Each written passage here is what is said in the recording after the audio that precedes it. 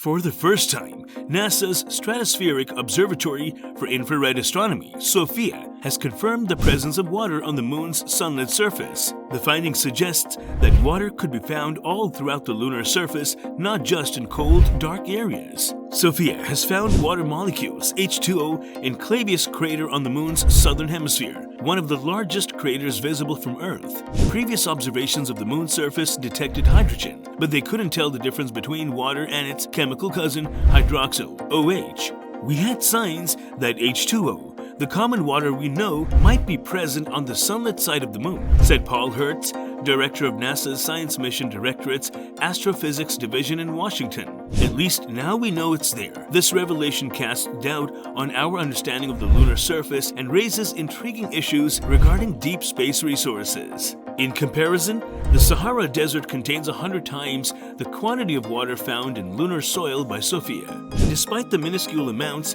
the discovery raises fresh questions about how water is formed and how it survives on the harsh, airless surface of the Moon.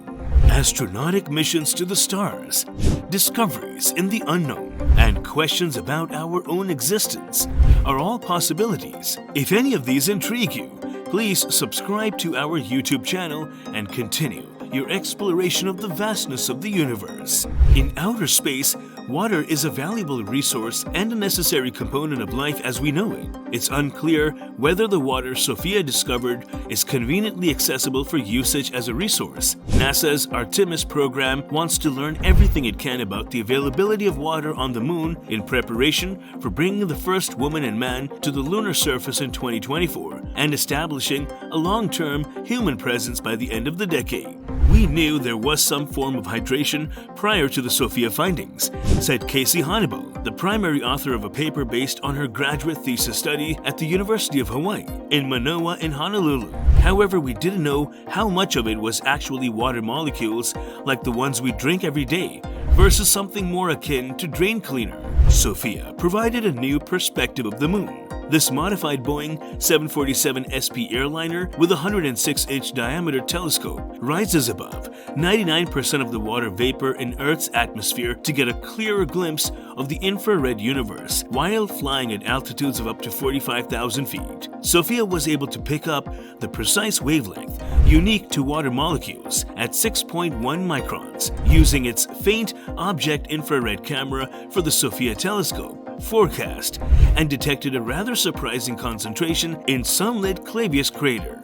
Water on the bright lunar surface could immediately evaporate into space without a thick atmosphere, said Hannibal, who is currently a postdoctoral fellow at NASA's Goddard Space Flight Center in Greenbelt, Maryland. However, we are seeing it. Something must be causing the water to form, and something else must be trapping it. The delivery of generation of this water could be influenced by a number of factors. Micrometeorites falling down on the lunar surface with little amounts of water on board could deposit the water on the lunar surface when they collide. Another option is that the sun's solar wind brings hydrogen to the lunar surface, where it reacts with oxygen-bearing minerals in the soil to produce hydroxyl in a two-step process. Meanwhile, radiation from micrometeorite bombardment may be converting that hydroxyl to water.